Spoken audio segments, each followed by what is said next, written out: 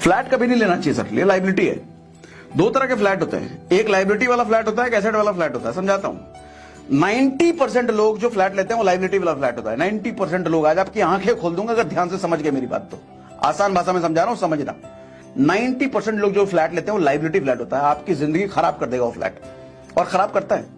और जब तक आपको एहसास होगा आपके हाथ में कुछ नहीं बचेगा, सारा पैसा जा चुका, बैंक ले जा चुका होगा, पैसा आपका लूट चुका होगा, खसोट खून निचोड़ चुका होगा बैंक आपका पैसा। देखो क्यों नहीं लेना चाहिए फ्लैट, लाइबिलिटी परेशान करने वाला फ्लैट होता है। देखो फ्लैट में जनरली लोग 20 साल की ईएमआई वाला लोन लेते हैं, यानी कि आपका अपना फ्लैट होगा वो 20 साल बाद, तब तक तो बैंक का है। जब तक वो फ्लैट आपका होगा उसकी कंस्ट्रक्शन क्वालिटी पुरानी हो चुकी होगी, उसका डिजाइन पुराना हो चुका होगा, यानी कि 20 साल बाद अगर आप उस फ्लैट को बेचने जाओ सर बिकेगा नहीं। क्यों? आज के टाइम में दिल्ली एनसीआर के पास एक एरिया है इंदिरापुरम। इंदिरापुरम में सर 20 साल पुराने फ्लैट्स हैं, जाकर के देखोगे ना वहां रहने का मन नहीं करेगा। क्यों? बिल्डिंग जर्जर हो चुकी है एक तो वो, प्लस हॉल का डिजाइन ऐसा है, रूम का डिजाइन अलग है, बैल्कनी का डिजाइन ऐसा है, पसंद ही नहीं आएगा। और आज के टाइम पे जो फ्लैट्स बन रहे हैं वो पसंद आएगा आपको। इसका मतलब जो आज के टाइम पे जो फ्लैट्स बन रहे हैं जिस डिजाइन के, सर 20 साल बाद क्या वही डिजाइन चलेगा? नहीं। अच्छा, आप तोड़वा भी नहीं सकते उसको, परमिशन नहीं है। ऊपर वाला गली आएगा, नीचे वाला गली आएगा, ये क्या हल्ला करोगे, कुछ कर नहीं सकता, वैसे रखना पड़ेगा। प्लस फ्लैट्स की डिमांड कभी कम नहीं होगी, फ्लैट्स की सप्लाई हमेशा ज्यादा रहेगी लोगों की नीड से, हमेशा। और जिस चीज की सप्लाई हमेशा ज्यादा रहेगी सर उसकी सिर्फ वैल्यू नहीं होती। सर जमीन लिमिटेड है, बिल्डिंगें लिमिटेड नहीं है। सर आज के छोटे शहरों में भी बिल्डिंगें बननी शुरू हो गई हैं। लोग खरीदने वाले हमेशा ही कम रहेंगे, फ्लैट्स ज्यादा बनते रहेंगे, बिल्डर बनाता रहेगा।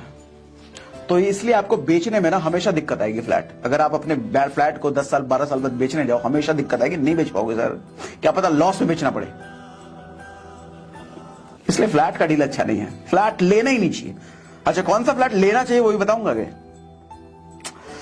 लोग नेक्स्ट जनरेशन के लिए घर लेते हैं और घर को फ्लैट समझ लेते हैं, फ्लैट को घर समझ लेते हैं, वो रहेगा नहीं नेक्स्ट जनरेशन तक। और एक सबसे बड़ा ट्रैप जो फ्लैट लेते हैं लोगों नहीं पता होता है, सर अगर आपने 1 करोड़ का फ्लैट लिया है ना तो 10,000 रुपए 12,000 रुपए मेंटेनेंस उसका लगता है। मेंटेनेंस क्या? स्विमिंग पूल है, जिम है, क्लब है। 99% लोग कभी इस्तेमाल नहीं करते। शुरुआत के 10 दिन इस्तेमाल करते हैं, उसके बाद जिंदगी में कभी इस्तेमाल नहीं करते, लेकिन हर महीने देना पड़ेगा उसका, हर महीने देना पड़ेगा। सर 10,000 रुपए महीना अगर एसआईपी में डाल दिया होता ना सर, 31 करोड़ रुपए बन जाते हैं 40 साल बाद। 31 करोड़ रुपए 40 साल बाद एसआईपी 15% के हिसाब से, यानी कि 31 करोड़ रुपए वो ना यूज करने वाले क्लब में फूका, जो ना यूज करने वाले स्विमिंग पूल में फूस दिया, ना यूज करने वाले जिम में फूका आपने। सर कभी सोचा है ऐसे? इसलिए कब कहता हूं कभी फ्लैट लेना मत। अच्छा, अब सुनो कौन सा फ्लैट लेना चाहिए, ध्यान से सुनो, ये भी बताता हूं कौन सा फ्लैट लेना चाहिए, ये बताता हूं। सर फ्लैट वही लेना चाहिए जो आपको सालाना कम से कम 5% कमा के दे। समझाता हूं, मान लो 1 करोड़ रुपए का आपने फ्लैट लिया, मान लो 1 करोड़ रुपए का फ्लैट आपका, तो 5% सालाना उस फ्लैट से आपकी कमाई होनी चाहिए। आपको कि 5% सालाना बहुत कम है, इन्फ्लेशन ही 7% है, फिर 5% क्या?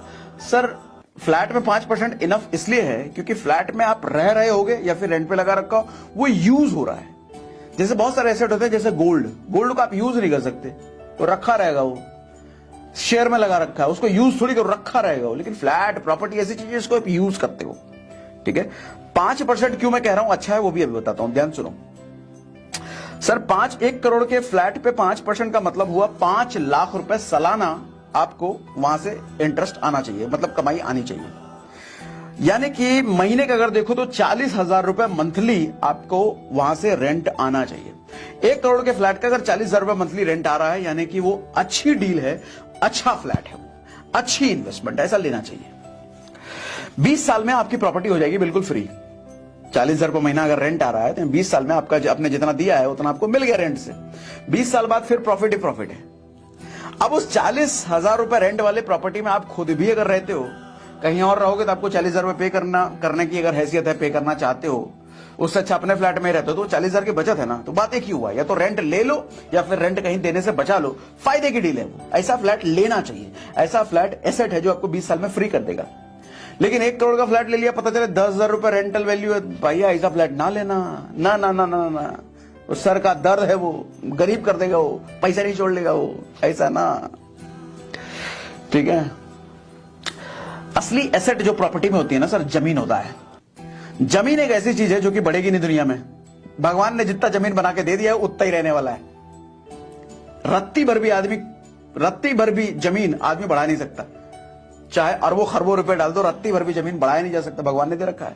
तो जमीन की वैल्यू हमेशा बढ़ती रहेगी। पॉपुलेशन बढ़ रहा है ना, सप्लाई हर दिन घट रही है, हर एवरी डे जमीन की सप्लाई घट रही है, एवरी डे पॉपुलेशन बढ़ रहा है, एवरी डे जमीन घट रहा है, एवरी डे पॉपुलेशन बढ़ रहा है।